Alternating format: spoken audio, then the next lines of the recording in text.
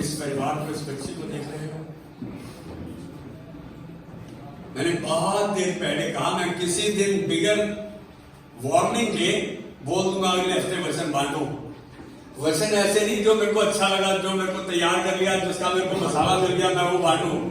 अरे उसके चरणों में बैठो, प्रभु तो क्या चाहता है उसको मैं बांटू। बैठो उसके चरणों में। ये बच्चे भी नया नया प्रकाशन बता रहे हैं, स्वार्थ पे, सेल्फिशनेस पे, समर्पण पे। तो ये अपने आप नहीं आ रहा। अरे आप परमेश्वर के चरणों में बैठते हो, उसके वचन को पढ़ते हो, उसके वचन को ढूंढते हो, उसके वचन में खोजते हो, तो प्रभु प्रकाशन देता है। जिसको प्रभु का प्रकाशन मिल जाए तो उसको किसी और बात की जरूरत नहीं है। प्रभु तेरे दास धन्यवाद देता है इस बच्ची के लिए। इसने तेरे दास का नहीं तेरा कहना माना। आज तेरा दास इस बच्ची को तेरे हाथ में देता है। जो वचन ये बांट रही है, उस वचन को तेरे हाथ में देते हैं। प्रभु मुख तो इसका हो, लेकिन वचन तेरा, सामर्थ्य तेरी। आज हम सबके मनों को, हृदयों को खोल, ताकि हम तेरी बात को, जो तू सच्चाई कहना चाह रहा है, उसे हम अपने हृदय में ग्रहण करने पाए। धन्यवाद की भेंट चढ़ाते हैं तेरे अभिषेक के लिए, जो हर बंधन को तोड़ता है और तेरे वचन को क्लैरिटी के साथ, सामर्थ के साथ लेकर आता है। हालेलुया, महिमा प्रशंसा जिसको देते हैं यीशु मसीह के नाम में। आमेन। Let's give Lord a clap offering. आइए स्वागत करें हम अपने नए प्रचारक का। आइए से आमेन, आमेन, आमेन। हालेलुया, प्रेज द लॉर्ड। आज मैं आपसे वचन बांटने से पहले एक क्वेश्चन पूछना चाहूंगी। हम में से किसी ना किसी ने कभी ना कभी सिचुएशन फेस की होगी कि हमने किसी की बहुत हेल्प की है, हमने किसी का बहुत काम किया है, बट बदले में हमें ना एप्रिसिएशन मिला, ना रिस्पेक्ट मिली और ना ही कोई पेमेंट मिली। हो सकता है आपने किसी की लाइफ में अपना बेस्ट दिया हो सकता है आपने किसी का काम टाइम पे कंप्लीट करके दिया हो, और आपने किसी की मदद की हो, बट बदले में आपको धोखा मिला हो, किसी ने आपकी पेमेंट फंसा ली हो, आपको कुछ भी नहीं मिला उसके बदले में। और उसके बाद हमारी सिचुएशन क्या होती है? हम लोग अकेले बैठ के सोचते हैं, क्या किसी को मेरा दुख दिखता भी है? क्या किसी को मेरी सिचुएशन दिखती भी है कि मैं क्या फेस कर रहा हूँ? क्या किसी को कुछ फील होता है?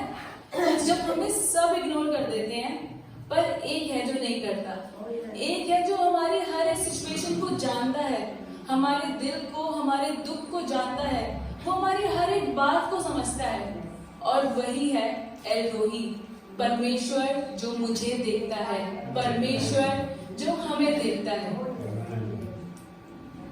आज मैं आपको बाइबल में से एक कहानी सुनाऊंगी। उस व्यक्ति के साथ बहुत नाइंसाफी हुई, लेकिन उसकी लाइफ में टर्निंग पॉइंट तब आया जब परमेश्वर ने उसे देखा, जब परमेश्वर की उसके ऊपर नजर पड़ी। ये कहानी घूमती है कि परमेश्वर ने किसी से प्रॉमिस किया और कोई इतना बेसब्रा हो गया कि ये प्रॉमिस तो जल्दी से फुलफिल हो जाए, और उसने एक शॉर्टकट ढूंढ लिया, पर सफर कोई तीसरा बंदा कर रहा था। ये कहानी है अब्राम, सारा और उनकी दासी हाजिरा की। हमेशा हम ये कहानी अब्राम और सारा के रूप में पढ़ते हैं और इसमें हाजिरा के बारे में भूल जाते हैं, पर आज हम हाजिरा के बारे में पढ़ेंगे। परमेश्वर ने अब्राहम से वादा किया कि मैं तुझे एक पुत्र दूंगा और तेरे वंश को बहुत ज्यादा आगे बढ़ाऊंगा। पर क्या होता है कि सारा इतनी इम्पेशेंस हो जाती है, उसको बिल्कुल भी वेट नहीं होता। वो जाके अपने पति से कहती है कि देख, यहोवा ने तो मेरी कोख को बंद कर रखा है, यहोवा ने मेरी कोख को एकदम खाली कर रखा है। तू एक काम कर, ये जो मेरी दासी है हाजिरा, तू उसको अपनी पत्नी बना और इससे संतान उत्पन्न कर कि यहोवा तेरे वंश को बहुत आगे बढ़ाए। अब क्या होता है कि अब्राहम सारा की बात को मानता है। अब्राहम सारा की बात को मानता है। तो अब क्या होता है कि अब्राहम ने सारा की बात मान ली और जो हाजिरा है वो प्रेग्नेंट हो जाती है।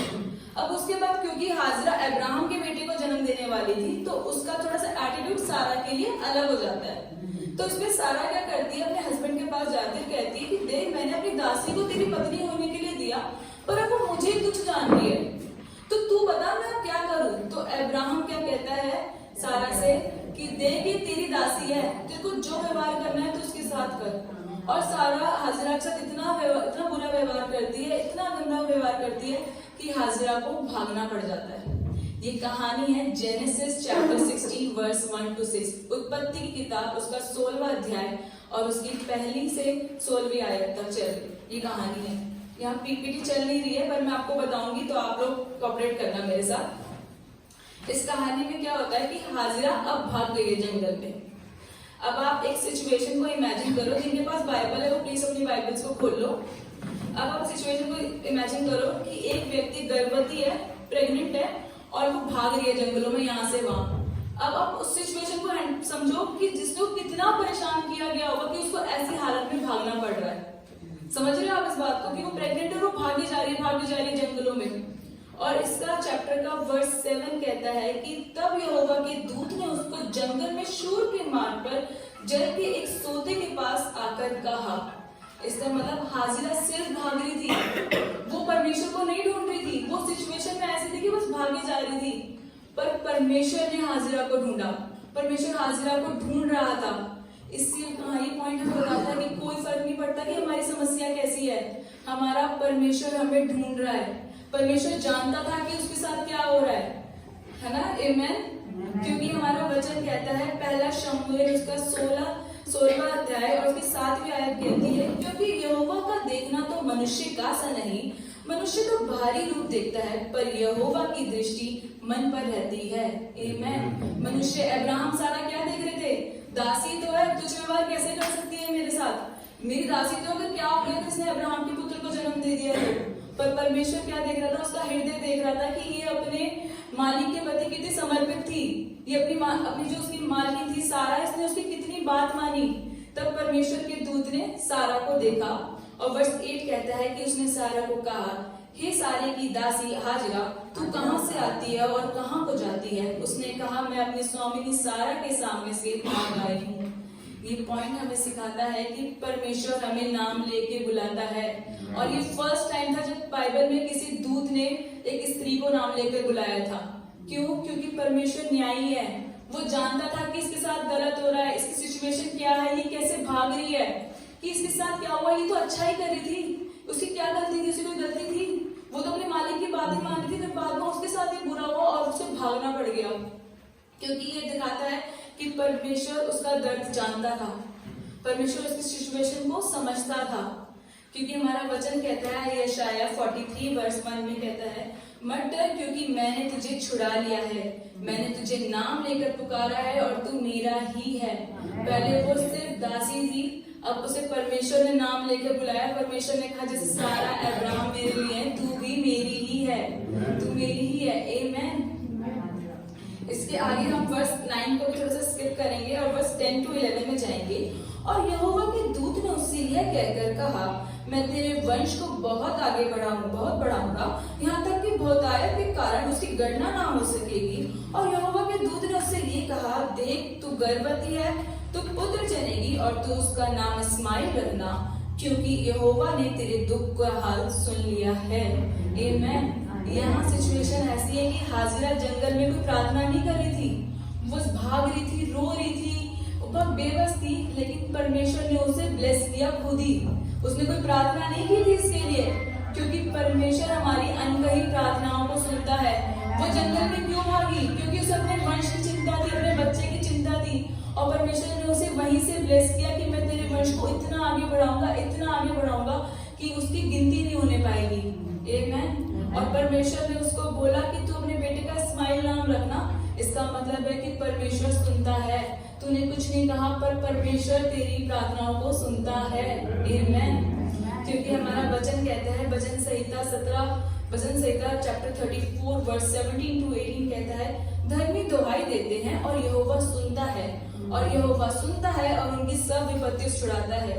यहोवा टूटे मन वालों के समीप रहता है और पिसे हुआ का उद्धार करता है। आमेन। वो कितनी पिसी हुई थी, आप देख रहे हो। मैंने भी आपको बताया कि सिचुएशन को इमेजिन करते जाओ कि क्या हुआ होगा उस जंगल में, जब स्वर्ग के दूत ने उसे देखा होगा और उसकी हालत कैसी होगी कि उसे भागना पड़ गया। और परमेश्वर कहता है कि मुझे पता है कि तू दुखियारी है, तू पिसी हुई है, मैं तेरा उद्धार करूंगा, मैं तेरे वंश को आगे बढ़ाऊंगा और मैं तुझे ऐसा पुत्र दूंगा जो बहुत ज्यादा तरक्की पाएगा।